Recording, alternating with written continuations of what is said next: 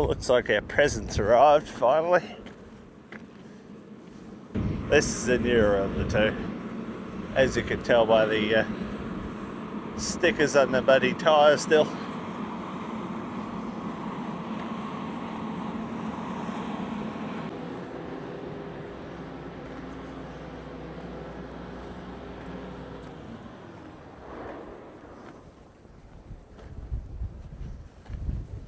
Smells like new paint.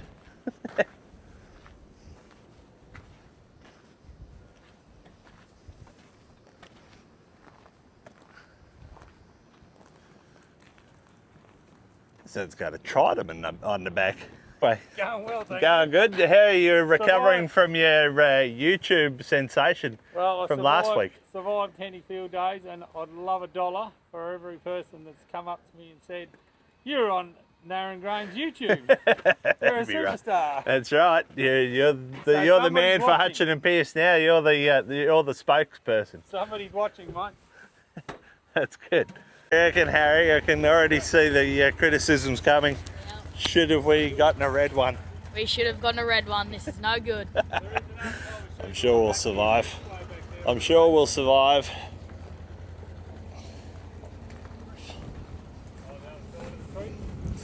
A different spreader system on this end to the other one. Let's have a look up inside it.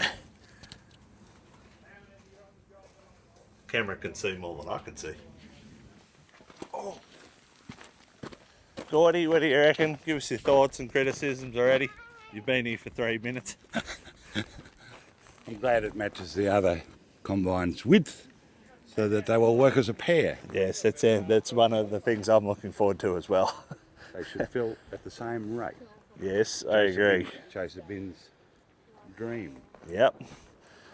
Should be driving at the same rate if Joe here can keep up. You're going to drive. You be able to keep up or what? You're going to be able to keep up to me? You're going to drive this one, I guess. Yeah, I never drive the old ones. I only drive new ones. So that one doesn't have You ready to go docked in the header, mate? 5.0, Righto, thank you. 5-axle trailer, does it? Yeah, well, we think that was a misprint, but we ended up with a 5-axle one. But that's good. More axles the better. I thought when I saw the 5 axles, I thought, don't tell me it's 65. No. That would be a route. Yes, that would be, I agree. Just Go for a walk around, Clubbo.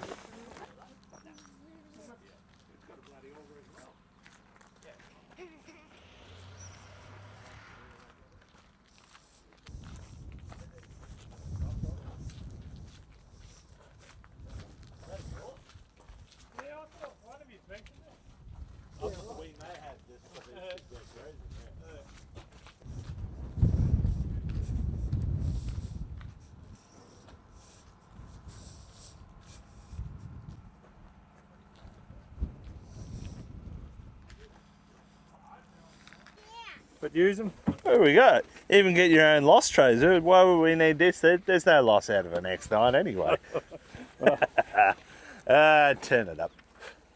Imagine That's just having an OH&S one. If you can put a sign name live of away. customer down there. Them and you, Daddy. Copy that. Since our last discrepancy a couple of weeks ago. I have to admit, I don't mind these trays because at least you can carry them around in the header with you. Yeah. It's good. I actually like. It's the exact same matter. no, it'll just be a dead match. Yep. One of you young people. Exact same header, exact same sizes all the way through. The only difference is this one's got a bit more technology. That's about it. So you won't try and pass each other easily. Nah, it should be the exact same speed. Beautiful. That was the whole idea, is try and streamline the job. Well, one bug me a mile away, or trying to pass the other. And, Yeah, that's right. That's the idea. Streamline the operation. 2 same size headers, same size fronts, same canola fronts, the whole kit and caboodle. And you might get away with one bin for a bit of the time. That's what we're thinking. Yeah, at least for anything close to the trucks. Yeah, and you say that on the night time. Yeah. Joe, give us a bird's eye view. What do you want to say? Everything. Everything? Show us all the green paint. We'll go over the. Harry's going to go get a red Look over the grouting block. Oh, it looks glorious. Look, we got our JD Link, Starlink booster up here. Hoping I can just stick that on my ute. The what? No, we're going to make numbers for it. I've actually got magnets for the side of them in their own grain written on them. Oh, Joe, can you do me a favour? Turn the camera from the over. Righto. Oh, so fancy. Gonna enjoy the massage seat. It's a very silly spot for that, Starlink. I'm not going to lie. Where is it? Yeah. Why there? Of all the places, why there? I tell you what I will enjoy though, is when I move this, when I take that off there, I'll be able to put my camera on for all the YouTubers. I like it.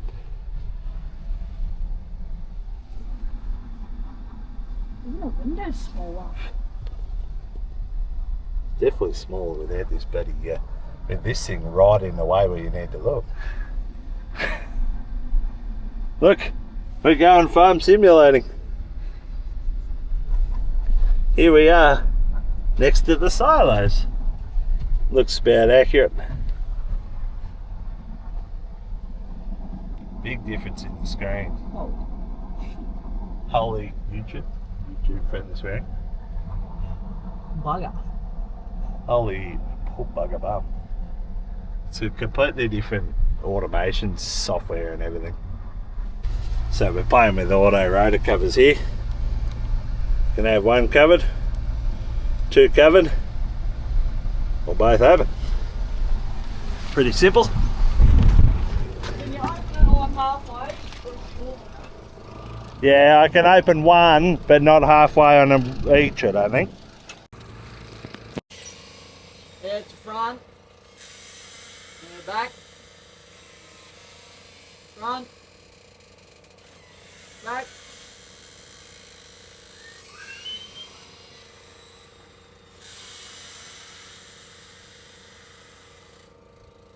So cool. I like this system.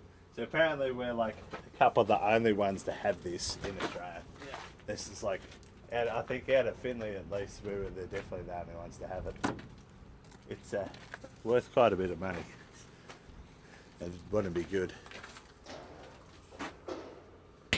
Ooh, magnet to that. Someone's got a variable speed feeder house for the corn front as well. This toolbox is worth at least $3,000 to $4,000. It comes with instructions. We've cracked the side here to having a look at this variable rate feed house. I think there's a few more grease nipples on this one, so that sucks for me. But to be honest with you, I don't think there's many grease nipples in the totality anyway.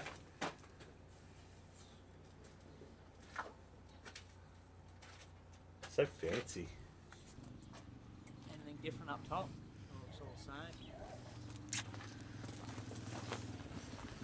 Not that I know of. We'll have to have a look. Let's go and investigate. Right. We'll go past the front here first though. So we're looking at the differences on the front here. No dividers there on the back there. I don't know why. Infill plates in the end. We had a few issues with ours. It's a bit weak there. So those infill plates should fix that problem. And the other big change here that I wasn't aware that we ticked the box on, but apparently we did, is the cross auger retractable fingers. It's supposed to be real good for direct heading, which is good because we're probably going to have a crack at a little bit of that this year. 50 foot. It's a rigid front, not a flex front. Triaxle trailer, which apparently we didn't tick the box on, but someone else did, along with a spare wheel, so that's good. What else do we got here? Fancy LED tail lights and the leaf trailer. Jordan's tyres for his buggy. Apparently Gordy wants to take the tyres for his buggy, even though they don't even look like they'd slightly fit. little bit of a calamity here. This is a little bit tight there, a little bit snug. You're gonna have to be pretty careful not to bend them guards, I think. I'm not even gonna lie, they're already bent. They are already bent in my head. Tie downs on 4 tie downs on the back here. Big wide feeder house. Quick coupler, PDA. Everything else is done on the screen really. They look like a busy front, and they are a busy front, but geez, they're a weapon. They're an absolute weapon. Other than that, looks very similar to the old one. So we've got the 750s in the back. We usually find with headers is more tendency to go down in the back than the front. Yeah. So if you put bigger tyres on the back, hopefully by the time the front ones go down, you can drive back out of it. It hasn't happened yet, but it didn't happen last year when it got bogged twice, I think, 3 times. Nearly 3 times. I drove out of one of them, actually. Yeah, I drove out of one. The one at Erindale you weren't getting out of, there was bloody water at the bottom of the bogger, and I thought, yeah. Yeah, that's right, yeah. Yeah, so there's that one. I drove out of one in, what's the, Sexton's. Yeah. I managed to back out in. It was very, very close. And then I drove into one the first night we were there. I drove into the ditch, that's right. It was an old ditch. Well, there's no difference in that particular section that I could see from the other. Joe's attempting to unclip the sides. I think I'm stuck.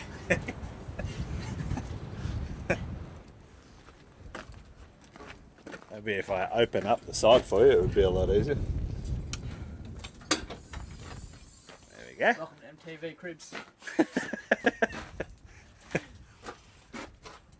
All that looks very similar. This side's the same. Take it back. Try harder, John D. Just kidding. That looks very similar. Grain camera on the back here. A little bit different design on that grain camera. Yeah, it's raining on us. Or are we just getting... No, we're getting water off the door here, I think. A little bit different grain camera. That's good. The other one was a little bit prone to overheating is the one thing I found.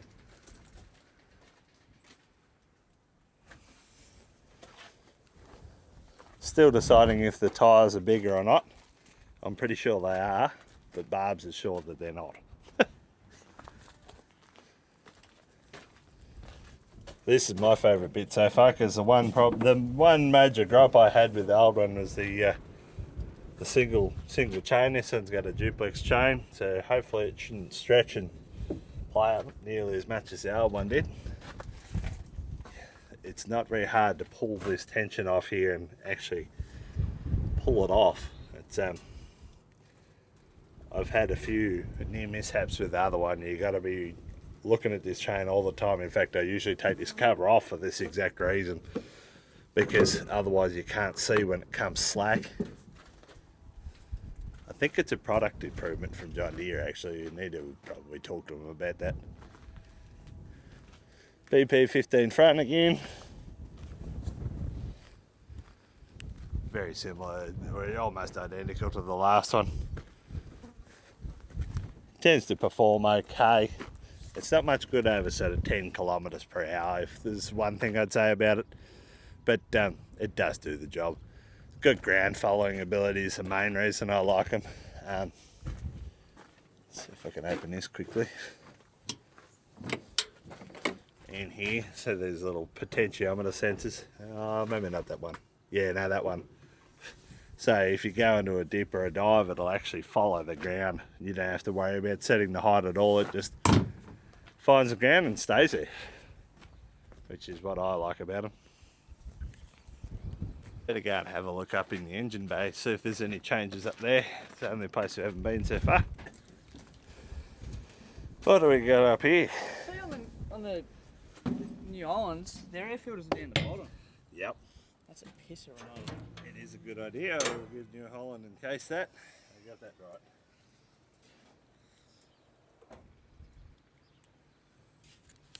Everything else looks reasonably similar up here.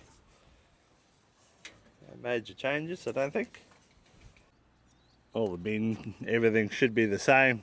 We have some Prairie hopper extensions to go on both of the X9s this year. They should take them to around 18,000 litres, so you'll probably see that. Probably see us whack them on in the next 2 or 3 weeks, I'd say. While we get a rainy day, we'll pull them in and whack them on. Been sitting in the shed for a little bit. Wouldn't hold your breath for that rainy day. No, I wouldn't hold my breath for warranty if something goes wrong either.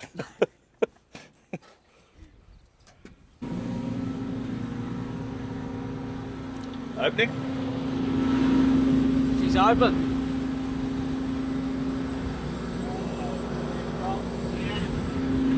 I'm excited. Now, the one thing everybody wants to know, what's massage seat like? Let's see if there's any better settings. Righto. Oh yeah, that's good.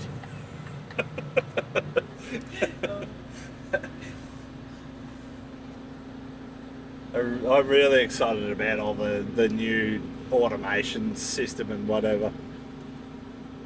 Great. Select grain loss limit. Less. Save. Foreign material bracket grain. I'm just glad that they put numerical figures on those, because the last one, it was almost like you press the button. You press the button to make it like give it a snapshot of what it should be doing, and if your grain loss or something was not quite right, Yeah. it become a bit of a problem. So the fact that you can just change that figure now on the fly, a lot better.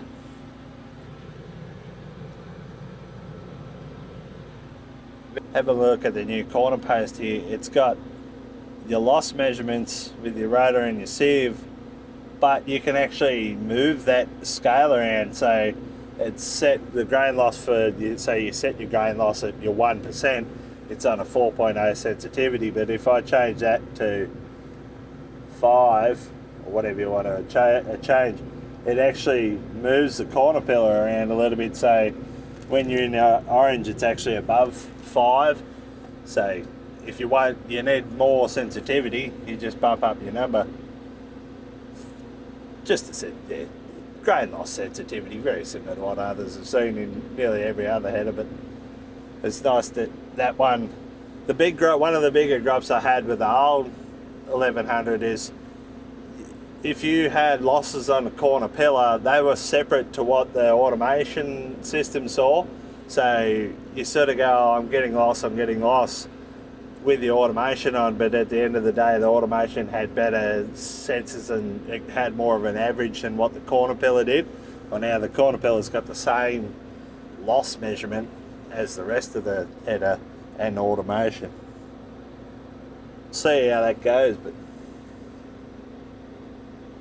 very, very handy. So there's a few handy features. We've been trying to play around and have a bit of drive around and figure everything out. But a few interesting features so far. You've got that little figure there's how many hours you've got until it runs out of fuel, which I found interesting. There's the fuel bar there, temperature, and then the power percentage, and then everything else is similar to what you had on the old corner post there for losses and header height and all that sort of stuff. But yeah, there's a few interesting things on this one. I've showed you the control of the auto rotor covers on the outside, but I'll just show you what it looks like on the inside. So at the moment it's just in its own isobus terminal, just like this, cover control. So you can just have it completely open, close the front, close the back, or even just close the back only. That's handy for those with X9s. I know you generally have to play with the rotor covers a little bit. It's a bit of a new thing. We managed to get it done this one before we signed the deal on it, so that was pretty handy. Looks like all the new harvest automation is all designed to work with the new cameras on the outside. Don't need the windscreen in. So there's 2 cameras that are looking down at the crop, detecting how much plant matter is actually coming in the front. It doesn't work on canola front, it only works on the HD50 unless you Yeah, it only works on that front. So if you're bringing in windows, it's no good. But if you're bringing in direct heading canola, it'll work fine. So it essentially uses NDVI maps based off your data. I haven't got any NDVI maps loaded into it yet, but they will be in the screen, and you should be able to actually see the NDVI maps on your map as you're going around. As far as I know, you can't do it yet. Let's have a look. Yeah, what do we got? Dry yield, predictive yield. So I don't think they're in there quite yet, but that will come probably when we do a harvest plan. So that will be quite good. The NDVI maps can actually see how thick the crop should be, make an adjustment to the ground speed before you even hit the crop. So if you got a thicker patch for whatever reason, it'll slow your header down and before you actually hit it. Whereas most automation systems, they use a system where it just senses loss or load on your header and slows down the header accordingly. This will actually slow down. It's predictive ground speed. It will use NDVI maps, and it uses the cameras on the front to look down at the crop and make those adjustments. So that's two big things. Would be changes between our old X9 and this X9. As I said, the harvest automation looks completely different. It will take a bit of a relearn, but it does look a lot more simple and set up. But yeah, that's going to be an interesting little thing to play with come harvest time. But the harvest automation did work pretty well on our other X9. It seems to work pretty good. Just a matter of getting it set it once, set it right, and then you can just adjust your sensitivities after that. But with this one, you can actually set your sensitivities after the fact, which is really good too. We're playing around with the JD Link Boost. We've got one of those on the roof. JD Link Boost, just more obviously it's basically Starlink out in the paddock. Good for the header, good for the operator, good for me because I'm trying to make YouTubes in the header. Other than that, you saw a fair few of the changes on the outside. The big burning question I didn't address from the last time when we actually made this, or when I told you that the new X9 was coming. There's a few questions why we traded the two red ones on the green one. The simple fact is, it was in the data we could see that the green one was doing a lot more in averages. Our first X9 did about 43 to 44% of our hectares last year compared to the other two red headers. So we made the decision to go a little bit backwards in productivity, but just to streamline the job a little bit. Two headers instead of three makes it easier for chase bins.